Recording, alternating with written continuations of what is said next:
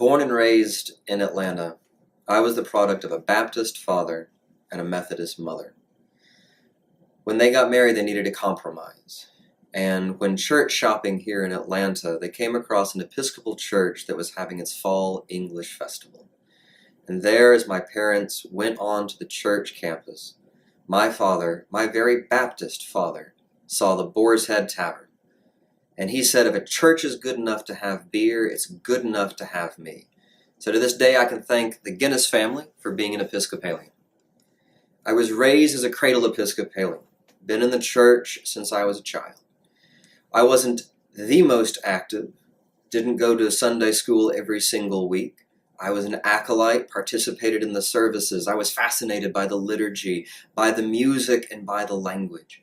The pageantry that made each service its own drama. And that's really what captivated me, along with the stories and the theology that eventually developed. But as I said, as a child, it wasn't a huge engagement for me. It was more of a social participation. It wasn't until I went on into high school and really into college that I started delving into what was my religious faith, my own language of God and my own wrestling with theology. I began in high school to consider, where did I have the branches, where did I have the bridges between science and religion? As much as I loved physics, as much as I loved astronomy, how did that tie into a very real story of God in my life? When I went on to college at the University of Georgia, I eventually moved into a degree of comparative religion. And while I was there, I attended the Episcopal Center chaplaincy. I was an active part there. I even began discernment for the priesthood at that point. Now, in the midst of all of this self-inquiry of religion, of my own faith in its own language, this was always in the context of the Deep South. And here in the Deep South, I came face to face from childhood through adulthood to the more evangelical, more conservative sides of the church. And not just the Episcopal Church, but those evangelical sides of Christianity in general. I came across the Baptists and the Mormons. I came across the more conservative Presbyterians, the more conservative Methodists, even the more conservative Episcopalians we have. With each of these, I became very, very sensitive to what it felt like on the receiving end of a very forceful evangelism. Because of that experience, being an Episcopalian, being the minority Christian in a very conservative Christian South, I knew what it was like to be attacked, to be derided for my faith, for a faith that was quote-unquote inauthentic, not real, even heretical. Because I was attacked as a child in this field of faith, that sensitivity developed my own conversation with others. And because of that, my own experience of faith was very personal and rarely shared. But as I got older, I became more and more sensitive to the need to talk with others about it, but not to confront, not to impress, and certainly not to convert, but simply to share in the experience of mutual faith. And that desire led me on into a more contemplative practice within the church. And that's where, during my stay in college, I discovered the monastic side of our Episcopal Church. And I discovered the contemplative tradition that was, if not at odds, at least running tangential to the more parish side of the church, the more corporate ecclesial side of the church. As I delved into contemplative spirituality, which is the interior spirituality of our Christian tradition, I found a language and most of all an experience of God that was not necessarily the mainstay of the church, let alone the entire Christian ethos. As I delved into this and found my own enrichment, I eventually found others who were also interested in this more contemplative, this more interior experience of the language of God. And following the impetus of a class I was teaching here in Atlanta, just a class on the basics of contemplative spirituality, I followed the feel of that group, and we formed not as a class, but as a community. And the Order of St. Anthony the Great was born out of that. With permission of our bishop at the time, we founded our own rule, a rule of life being a way that we hold ourselves and each other accountable for our own spiritual development. As we began to develop as a community, we moved more towards an intentional community. And we started a practice of living together in the same house, those that were able by either family or job to be together. And as we developed this community, we began to feel a need to expand the experience, to open our doors, not just to those that wanted to live like us and as us under a rule, but to simply live with us and be in conversation with this more accepting branch, this more accepting tradition of the church. One of the fundamentals of Celtic monasticism has been described, in contrary to the Roman side, where the Romans say you have to believe before you belong. The Celtic tradition has more often than not been you can belong in order to believe. So following that impetus, we opened our doors, and the Order of St. Anthony as a residence allowed others in that were not necessarily monks, not necessarily even Christian, but those that simply wanted to be a part of an experience that shared that mutual respect across boundaries. I was brought up in a very rural part of Georgia, where church was practically on every street, and God was in at least one conversation you'd have throughout the day. My mother and father had a very relaxed way of practicing religion. Church was lucky to see us more than 2 times every 6 months or so. It's important to note that they never pushed me to attend congregation. They themselves weren't fans of organized religion. They felt that one's relationship with God should be personal, kept to yourself. Treat others with respect and love life. My faith was no doubt a result of my upbringing. It was present, but I was never really sold on the stories. My path from faith really began after I left my small hometown and entered the workforce. A few colleagues soon became my best friends. Each of them were not from Georgia and had already graduated college. At the age of 19, I began to engage in my first real philosophical conversations. I was introduced to the thoughts and concepts put forth by the great philosophers of our time, but none other impacted me as much as the French philosopher Albert Camus. His book, The Myth of Sisyphus, exposed me to the sobering notion of the universe being devoid of purpose, a consequence that ultimately led to the thoughts of our lives being without meaning or purpose, that existence precedes essence. For the first time, for me, God became a very questionable concept, easily fallible. Subsequently, I had a deep desire to understand the self. What were we really, if no soul existed? What are we destined for without purpose? This led me not to explore more philosophical work, but to get a core understanding of what made us, us. As I continued to research this throughout the following years, both in and out of college, I took a dread fascination with psychology, neuroscience, and the applied skills of self-awareness. These areas of study, for me, easily answered what we are, all of which were complex yet simple. Simple in that nothing is intangible, as faith or God was necessary to explain our understanding. This newfound knowledge for me turned me into a very conversationally aggressive person. At a younger age, my flaws existed primarily in my dissonance with faith and the faithful. If I discovered someone had a belief in God, I would shamefully put them into this bucket of people who can provide little value in the conversation. I believe this is a common feeling or approach some non-theists may encounter when leaving their faith behind. This, for me, had to change. Going back to my studies on self-awareness, this behavior couldn't be reconciled with my desire to accept others without dissonance. I needed to improve self-regulation and controlling my emotional responses to an individual's position or beliefs. It was my next level to being a better person. In 2011, I came across an exciting new opportunity for professional growth. An opportunity that would require me to move much closer to the city of Atlanta. A friend of mine informed me of an available space in a house that was located conveniently in relation to the new job.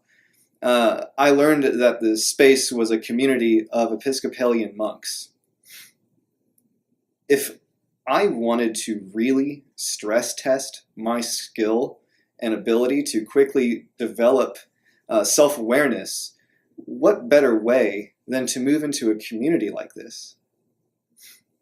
During my stay, I recognized that this was one of the best moves I could have made for my personal development as a non-theist.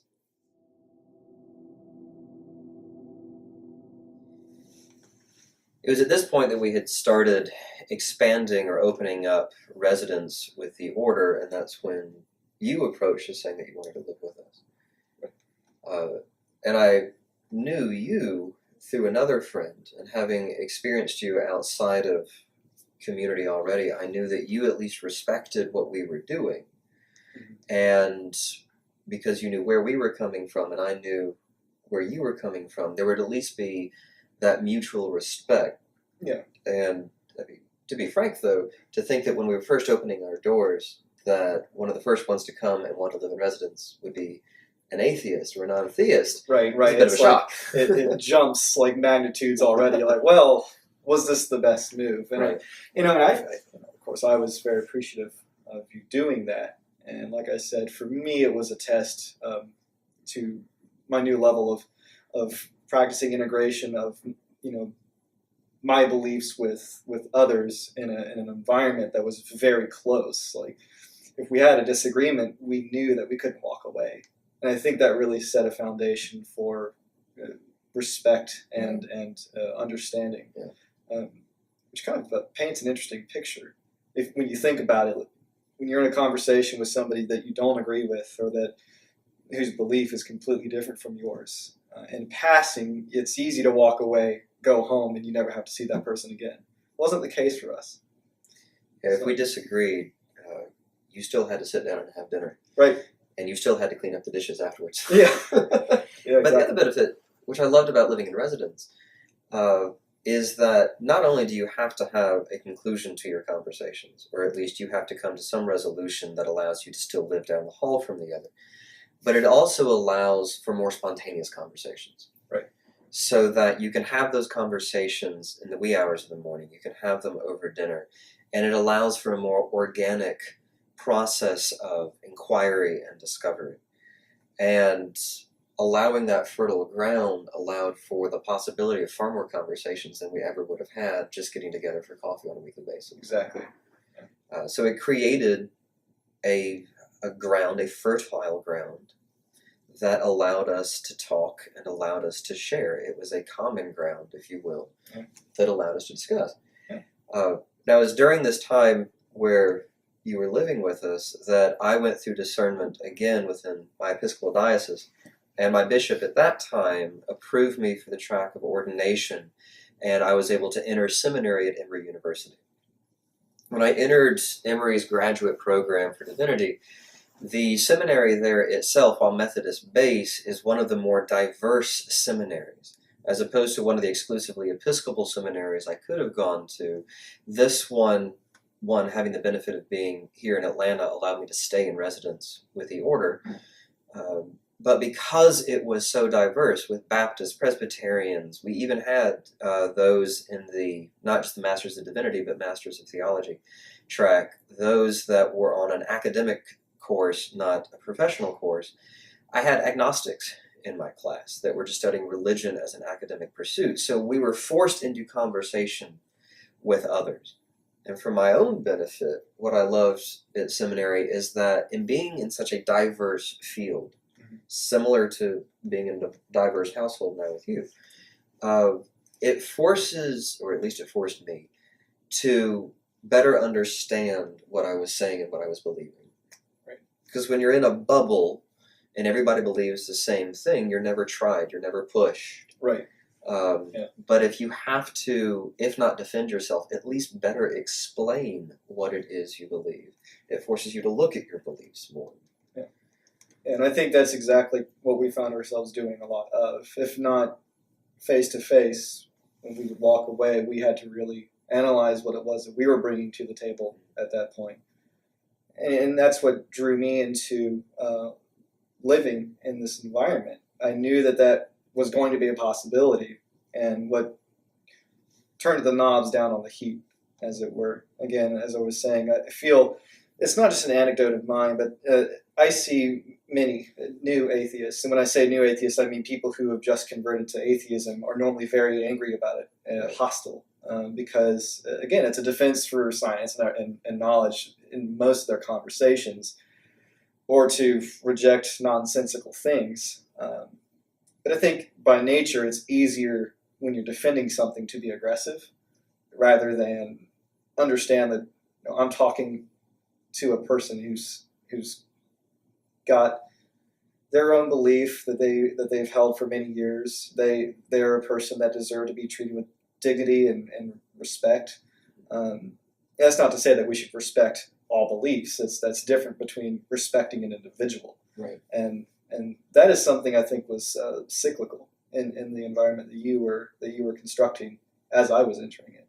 And I think that when you began to have more serious conversations with me, more structured conversations with me, we had already primed the canvas to where when we sat down, we knew whatever was going to come out of it was going to be nothing short of fantastic. Or when we walked away, we would have learned something new from each other. Right. And that's where seminary offered us that impetus. Because it was during those 3 years in seminary that I was taking particular classes that invited that kind of conversation. One in particular was moral cognitive development with a visiting professor from Georgia State University.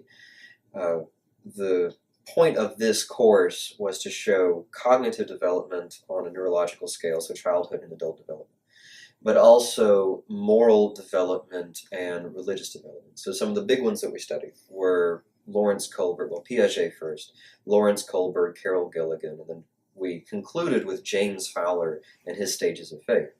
In the course of this class, because our visiting professor was more on the research side, not the theology side, he treated it as a research subject, teaching us how to do research in this field. So we had to find a subject that we would then do the Lawrence Kohlberg dilemma test on, the Carol Gilligan dilemma test, and the James Fowler test. And it happened that I had a fantastic guinea pig in the house. So where all my other classmates would go home and they would either talk to their parishioners, they might talk to their ministers, their priests, or their own family who were all of the same ilk. I had the unique opportunity to be able to sit down with someone at the opposite end of the spectrum, right, and say, how, first off, because I knew you love to learn. And that was the other benefit to this, that just doing this wasn't for my own benefit. You were learning material that you enjoyed. Yeah. So we went through moral stage theory, which was a good start for us because Lawrence Kohlberg started his moral stage theory as a premise without religion. The idea that you could define this without religion. So that gave you common ground. Right. And then we moved on eventually to James Fowler's stages of faith. And what fascinated me, and this is what we'll cover in later episodes, especially Fowler's stages of faith, because it gives us a common language. But my particular interest doing with you is, could we create a language of Fowler's stages of faith that would work for the development of an atheist, not just a theist? Right, and it's interesting when you brought that concept up. It was already something I was kind of working on. I didn't have a real formal way of putting it into a lesson to be taught, rather than just my own development. But when you put it that way, and we'll get into defining this term as well, atheism is more of a product of how you think rather than just a dogmatism of its own. I felt that to develop my life as an ethical person, but also as an atheist, I had to draw back a lot of those hostilities. And it's interesting, as we delved into that, I started to see a lot of the parallels as well. And it would be, as we've said, it's going to be an interesting future episode that I think a lot of people, both theist and non-theist, are going to be able to relate to. But it was these conversations that really gave us the idea to start what we're doing now. And I think you can agree, the kind of discussions that we had, it wasn't necessarily low-hanging fruit. It wasn't, should I do this or that? It was serious questions that were structured. They had a path. And we found, again, I'll always kind of brag about this, but there are certain paths and answers that we came across that weren't conventional. They weren't established. And that's really, I think that's what gave us the idea to do this, and it opens more of a conversation for those out there who might either be struggling to have conversations with people of faith. A prime example, I think, would be people who are losing faith but then go home for Thanksgiving or Christmas, as we're about to experience, who with a family that has faith and you don't. How do you engage in those conversations? How do you get past that uncomfortable space? And that's not to say we're not going to guide people on how to do that. I don't think that's really our vocation, but we might be able to open some doors and how you can go about having conversations of magnitude without walking away upset, distressed, or in some cases no longer acquaintances or friends. Right. I mean, the house that we were in, from my path and then your path converging, mm-hmm. It was that perfect storm, if you will, the perfect array of circumstances that allowed this to happen, because had I not been a monk, had I not been practicing in the contemplative tradition for over a decade by that point, then I would not have been at the intellectual space, let alone the theological space or spiritual space, to be able to have those conversations. Because in the contemplative tradition, one of the reasons I loved it and delved into it and continue to live it is that the contemplative traditions are universal to all the major religions. You have the Kabbalists of Judaism, the Sufis of Islam, the monastics of Christianity. Buddhism in general is a contemplative offshoot of Hinduism. You have the yogis of Hinduism. The contemplative side, that inner development, is one that goes across religions. And because of that, from the theist side, you find more conversations across religions amongst contemplatives. It's why Thomas Merton was able to talk to Taoists, why Hafiz or Rumi as a Sufi was able to talk about the Christian experience. Because for the contemplatives, when you find the experience of the divine inside, then you have to recognize it in you, in you, in you. And you tend to see the boundaries blur at that point, which frightens those that are more orthodox or fundamentalists. Right. But it allowed, for me, an experience that was primed to open conversation. And it was from that I was delighted to have the conversations with you. And why I was even more delighted recently when you came up and approached with this idea of common ground. Mm-hmm. That why not have the conversations we're already having, which has been fantastic for me. I mean, it's just a self-indulgent pleasure right there. But I said, well, why don't we have these conversations and share it?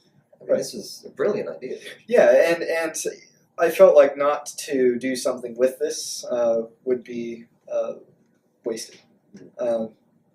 It's not just to stroke our egos, per se. It really, I think there is value that we can provide people, especially right now, after the election that we just went through. Just to name one thing, we see hostilities that are, all, to some degree, are an embarrassment to humankind, how far we've become, and then you see how we can revert to such behaviors. We won't go into the specifics, but I think everyone watching can at least think of one example where you just were watching the screen or the news and you're just, really? this is where we've... And really on both sides. Yeah. Because, I mean, whether you're Democrat or Republican looking at this, both camps were embarrassing in their tactics. Yeah. And, so, I mean, because when you proposed this idea, it wasn't just, why don't we make public our conversations, which I love. But what I really loved is that you wanted to at least start the conversation, a more public conversation around how do we have civil discourse? Right. How can we bring divisive topics, disparate speakers, and show that through our own experience as a model that you can have these conversations, which go back to your conversation about people going home for Christmas. And if you're no longer in the same place as your family, it can become very tenuous. So how can we show through our experience that others can engage the similar civil discourse that allows for common ground, that allows for mutual development without distinct contest, that it's not about having a winner, it's about developing on both sides. Exactly. And that's what we really hope to bring to our audience is this common ground of conducting conversation. And we do hope that you enjoy what we have to offer.